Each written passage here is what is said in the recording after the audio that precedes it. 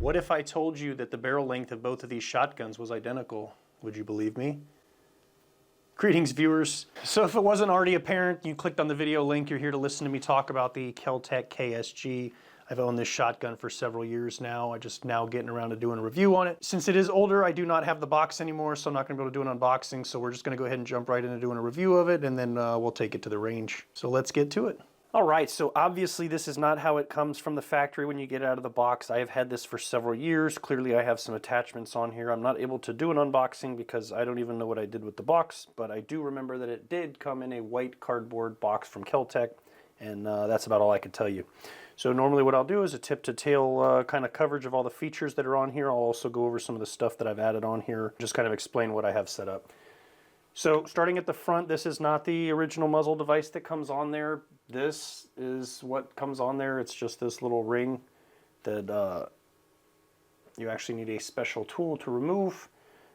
Put this on an impact wrench and take it off that way. Don't try and take this off with some tools it's not designed for, because you will just end up damaging things if you do decide you want a muzzle device. This is a muzzle brake by Hi-Tech. I'm not necessarily sure that it actually helps much, maybe a little bit, but you do have the option once you remove this part to put on any sort of muzzle device you want. There's people out there that make choke adapters or different brakes, little spiky ones that look cool, things for breaching, whatever your heart desires. Moving on back, we have a 12-inch rail section at the top here. It is very short. If you notice, this rear sight here is actually hanging off of the back of it because I wanted to give myself as long of a sight radius as possible. This is not a whole lot of room to mount things. Again, if you are using some sort of iron sights, obviously an optic is usually preferred. But if you want some backups on there, you're not going to, again, get that really long sight radius. I do have a TLR1HL on here with the stretchy cord so that when I operate the pump on this thing, I'm not getting hung up with a straight cord or having it stick out in funky angles and get snagged on things. This has actually worked out pretty well. I did have to screw this into the plastic forend here, so this is kind of permanently fixed. I can't really move it from where it's at.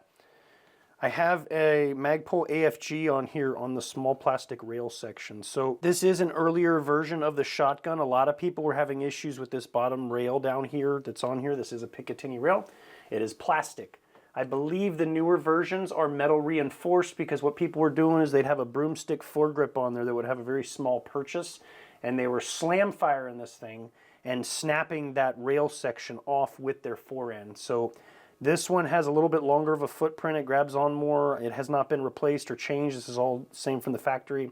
Have not had any issues running the AFG on here. So again, the newer version should be a little bit more reinforced, and you'll have a little bit more viable options for putting some sort of foregrip on there. Also, while we're on the forend here, this shotgun comes with 2 magazine tubes. That's one of the big draws to it. So this is what it looks like from the front looking down the muzzle. We've got our 2 plugs here that also require a special tool if you decide you want to remove it. I've got a little story about that later that I will share with you as long as I don't forget.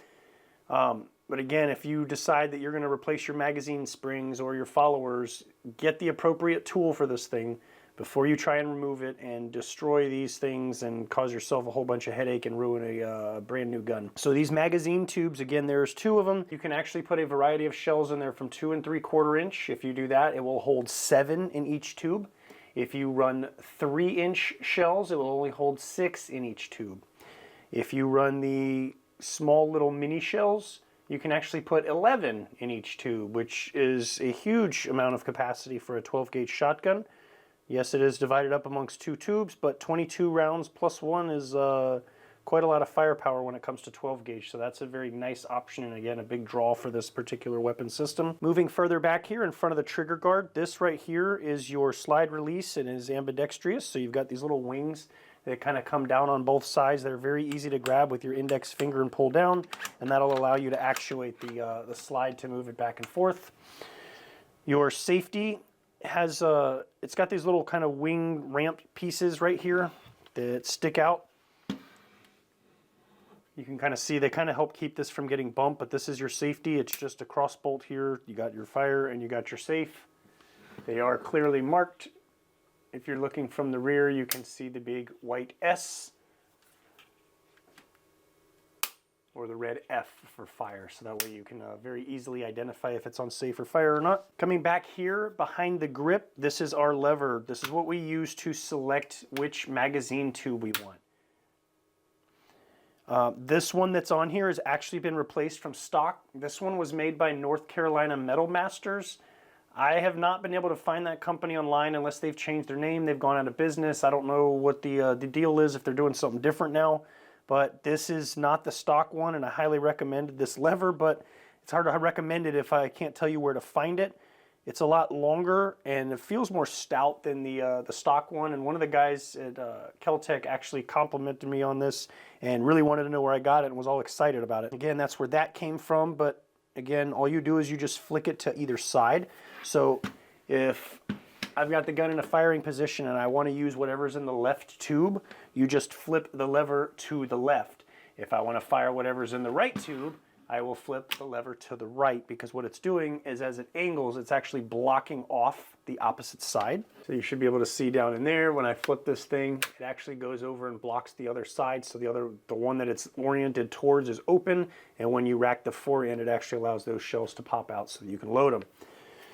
Same thing while we're looking at it, this is where you feed rounds. This is also where rounds eject, which is a nice feature. If you are a lefty, you don't want to be getting slapped in the face with shells as they're ejecting from normally the right-hand side. They go straight down. Some people have complained that while they're holding the shotgun that the shells are hitting their arm. I've not experienced that. Again, your mileage may vary depending on how long or short your arms are or how you're holding the shotgun. Either way, if your arm is down here, you shouldn't have any issues. It's not like the shells are building up on your forearm and causing the shotgun to jam. Worst case, they bump your arm on the way down while gravity is helping them to the ground, and it's not really going to cause you too many issues. So we've got a little bit of a rubber butt pad here. If you are recoil sensitive, again, this is a pump shotgun. You are going to be absorbing all of the recoil that this thing has to offer, because it's not a semi-auto. There's no gas system. There's no special springs or recoil mitigation in there. It's not eating up any of the gas to cycle that next round.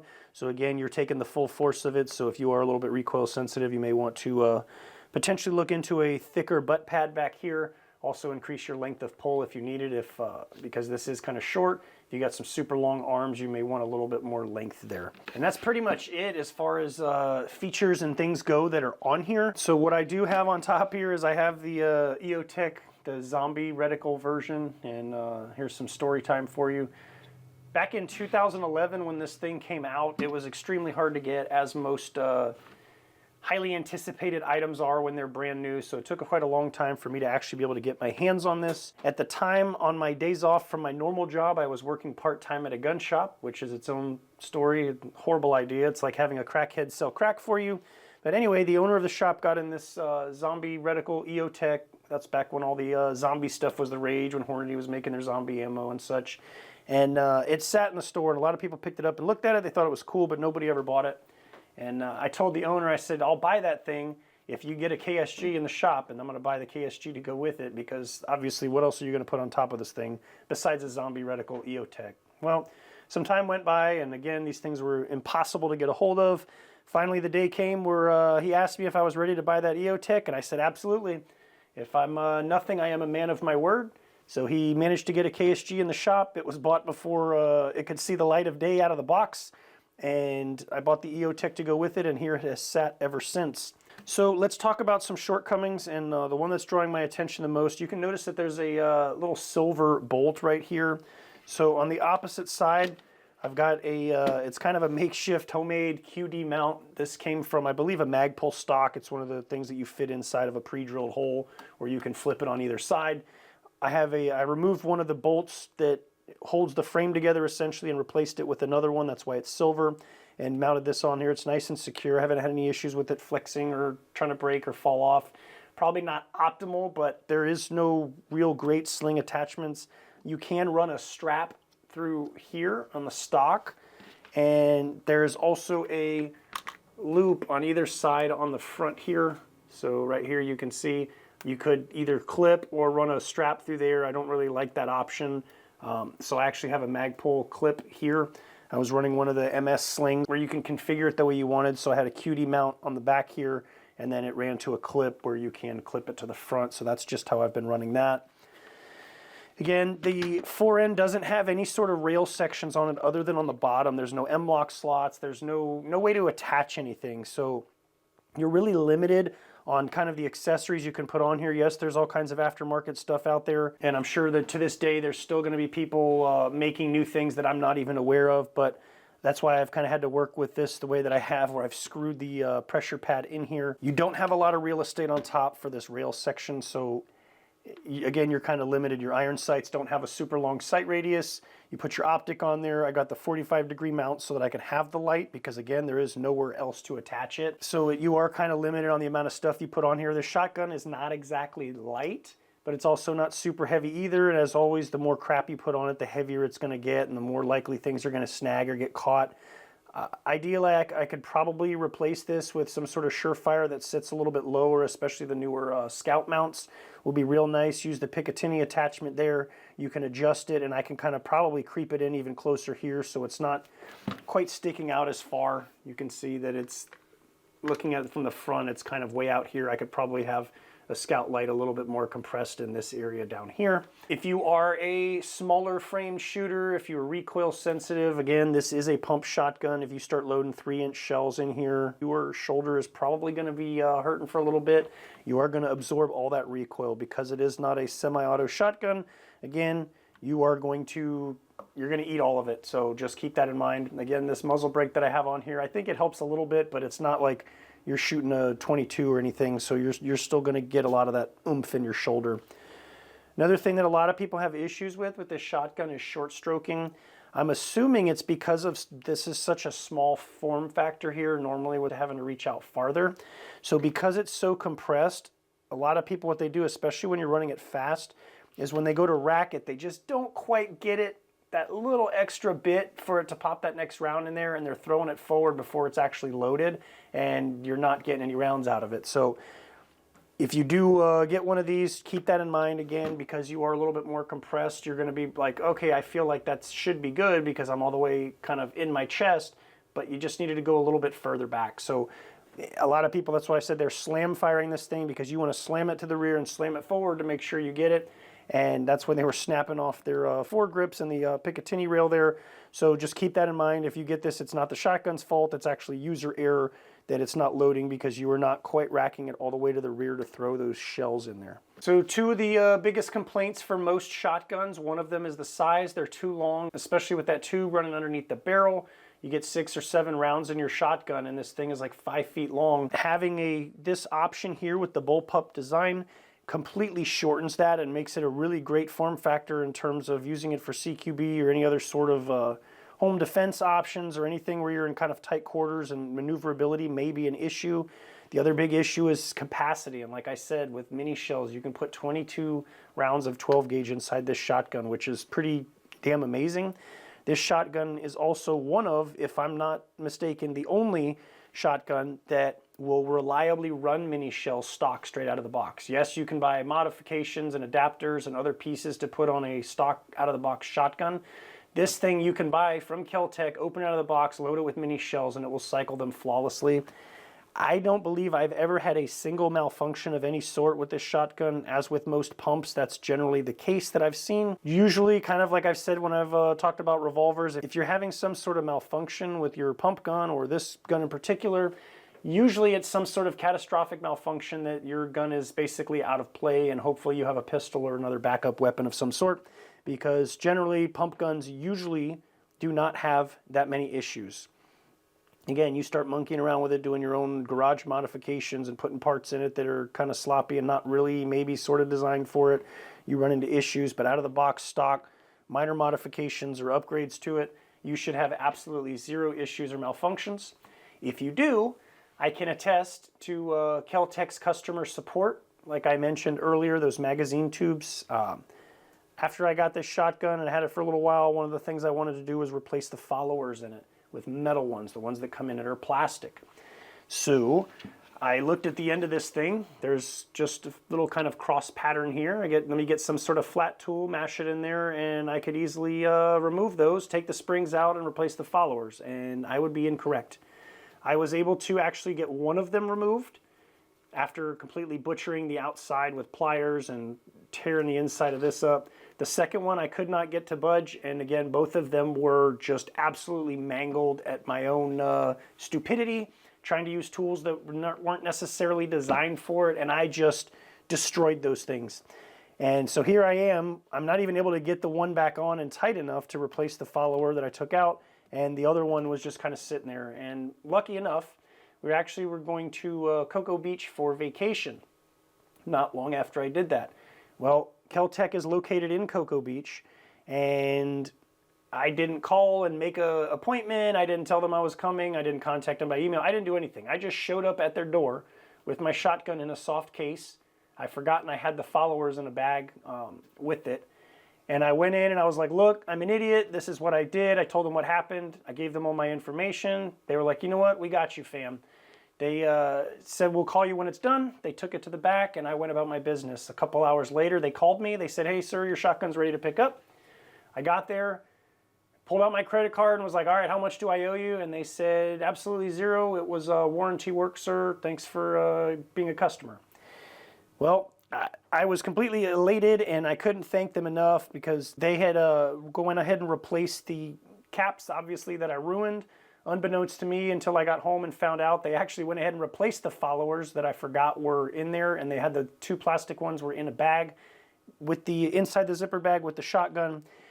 And they said they looked over the whole thing. The guy that worked on it wanted to know where I got this lever from. He was extremely excited about it, which is just funny that the manufacturer of the gun was excited about an aftermarket part. So I don't know if the newer version they've made any adjustments or anything with this lever here. But again, that's kind of my favorite upgrade on there. And again, made them super excited. So I have absolutely no issues with their customer support. Some of their guns are a little funky to me and I probably would never own, but you know, to each their own. The KSG is definitely the #1 pick for any gun I had to take from their lineup. It is offered in other varieties now. They do have a 410 version. They do have a version that has a single mag tube. They have another one that's just like this, but it's got an even longer barrel on it. And they also offer a shorter, more compact version that is going to require a Form 1. It is a short-barreled shotgun. It only holds 5 or 6 rounds, depending on if you're loading 3-inch or 2 3/4-inch shells. Overall, it is an amazing shotgun. I have absolutely no issues with it, again, other than what I've stated as I feel are some of the shortcomings, which is a very short list, versus the pros in terms of comparing them to any other sort of pump shotgun, such as your 870 or your 590. I know a lot of law enforcement agencies have gone to using this. The dual magazine tube setup is nice. If you want, again, let's say you run exclusively slugs or exclusively buckshot, we've talked about the capacity, how much you can fit of each of those in each tube. What I like to do and how I run mine is I run slugs in the left tube and buckshot in the right tube. And I've always loaded that way and keep it that way. So if the time comes where something happens, I need to make a little bit more of a precise shot, I can flip that switch to the left, rack the new slug in, and go to town. Or if I don't really care, whichever one it is, I can swap back and forth, my buckshot and slugs. I like having that option. Now, some people might think, okay, I could put lethal rounds in the left tube and less lethal in the right. I would not recommend doing that. It is never, ever, ever, ever a good idea to mix less lethal or non-lethal rounds with lethal rounds in any sort of gun.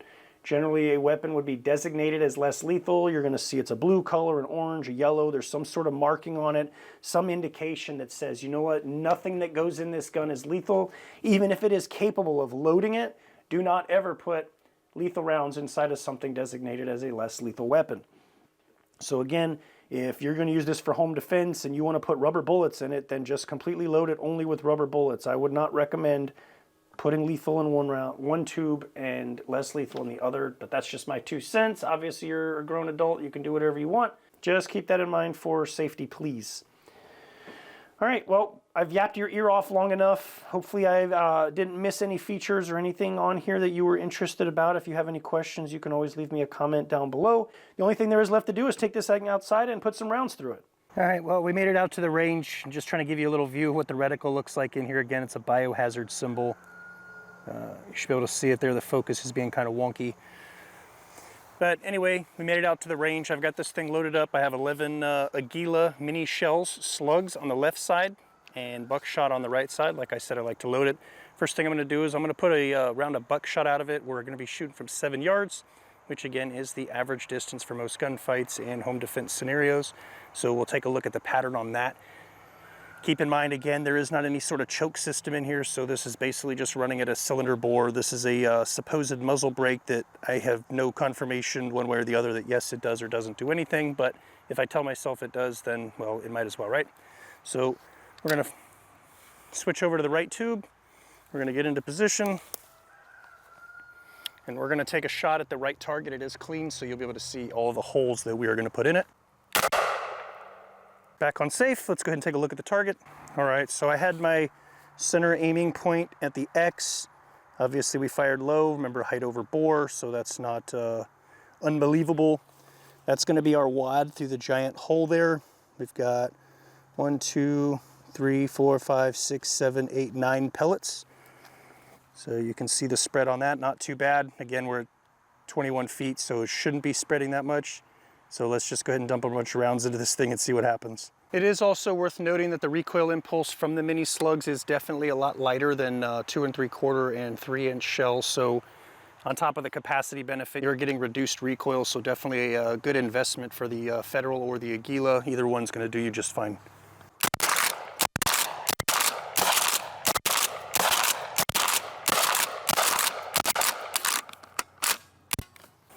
All right, I would say they are sufficiently dealt with. Aimed a little bit higher that time again, height over bore. You can see all the holes from the wad. That's not a slug or anything, so that would just slap him in the face with a piece of plastic. Definitely patterns well. Again, close distance, which ideally is what this is designed for. We did have a wad go far left, which again is irrelevant. So let's put some slugs out of this thing.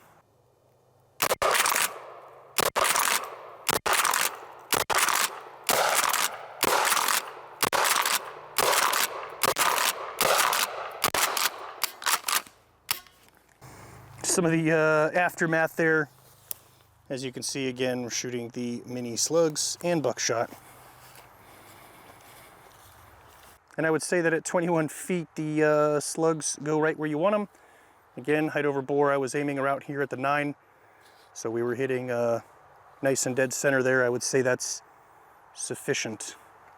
All right, so hopefully you found this review useful or helpful in your endeavors in searching for a nice tactical pump shotgun. The KSG is definitely at the top of my list. I am very familiar with Mossberg and Remington, and to be honest, this is my favorite pump shotgun that is made. Highly, highly recommended. Obviously, use case, could you go take this into the woods and shoot deer with it? Absolutely, you would just have to pay attention to any sort of magazine restrictions, which is going to be a little more difficult with something like this. So just check the laws in your area for that. As far as home defense or any sort of tactical use, SWAT teams, home defense, absolutely perfect for that. Again, that nice compact package for maneuverability as well as the ammo capacity increase is huge.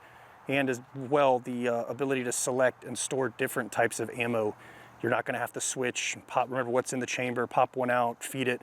You can just hit the switch, rack in the new round, and you're using slugs, buckshot, whatever it is that you need for your given scenario. So again, hopefully I covered everything you needed to know or had questions about regarding the shotgun. If I didn't, please feel free to leave a comment down below. I'll be glad to get back to you either in a text response to your question, or I'll even do a video short or full-length video to answer your question. So anyway, thanks for your time, and we'll catch you in the next video.